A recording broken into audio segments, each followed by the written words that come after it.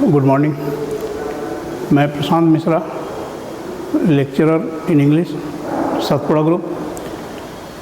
आज मैं आप लोगों को व्यवहारिक व्याकरण, अप्लाइड ग्रामर के बारे में कुछ बताऊंगा।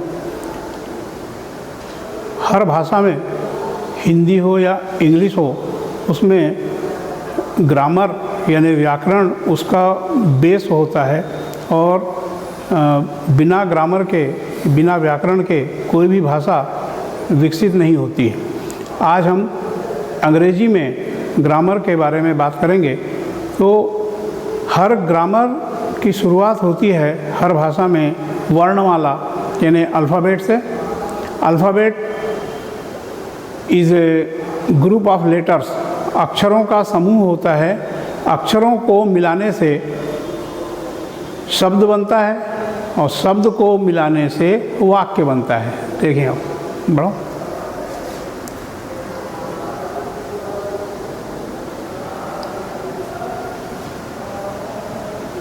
Letters A B C D E F G, ये अल्फ़ाबेट के लेटर्स हैं।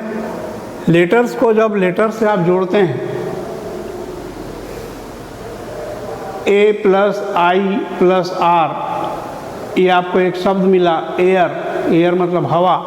इसी प्रकार जब शब्दों को आप आपस में जोड़ते हैं तो एक वाक्य मिलता है। When you are joining the words together, you will get a sentence. For example, I live in a village. Sentence is a group of words which gives the complete and successful meaning. वाक्य शब्दों का ऐसा समूह है जिससे आपको पूरी सही और सार्थक अर्थ उसका आपको मिलता है। हिंदी और अंग्रेजी दोनों में वाक्य को 3 भागों में बांटा है। Sentence is divided into 3 parts: subject, verb and object. English में subject plus verb plus object ये सेंटेंस पैटर्न है। अंग्रेजी का वाक्य इसी क्रम में बनता है, पहले सब्जेक्ट, फिर वर्ब, फिर object. For example, I go to school. I subject, go verb, school object. Here example, I see M H. I subject, see verb, match object.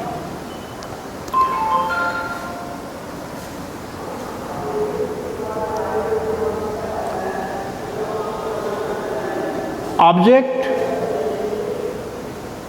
2 भागों में बटा है: singular number, plural number. Singular number for example boy, plural number for example boys.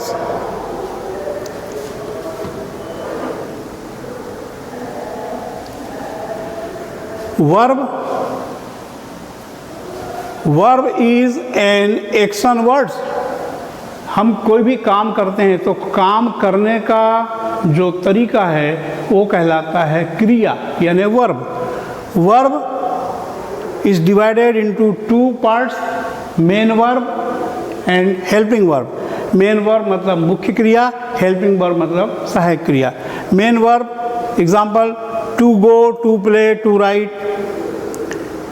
Helping verb is, am, are, was, where.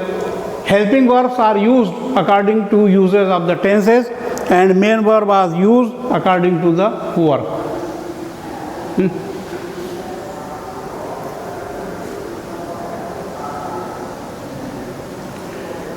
Main verb is divided into 6 forms: 1, 2, 3, 4, 5, 6.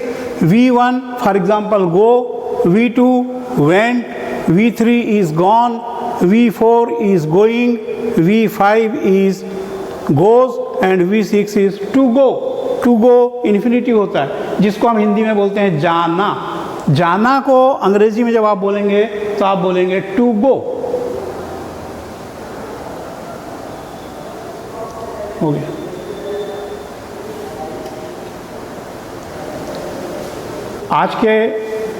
आज की चर्चा में हमने बात की कि वाक्य कैसे बनता है और वाक्य के कितने भाग होते हैं, कितने तत्व होते हैं, सब्जेक्ट, वर्ब, ऑब्जेक्ट, और अल्फ़ाबेट से इसको शुरू करते हैं शब्दों को बनाने के पहले अक्षरों को जब आप जोड़ेंगे तो आपको शब्द मिलेंगे, शब्द को जब आप जोड़ेंगे तो आपको वाक्य मिलेंगे। आपको एग्जाम्पल दिया सब्जेक्ट वर्ब ऑब्जेक्ट, अंग्रेजी के वाक्य सब्जेक्ट वर्ब ऑब्जेक्ट इस पैटर्न बनते हैं। एग्जाम्पल दिया ICMH, आई यहाँ सब्जेक्ट है, सी वर्ब है और मैच ऑब्जेक्ट है। Thank you.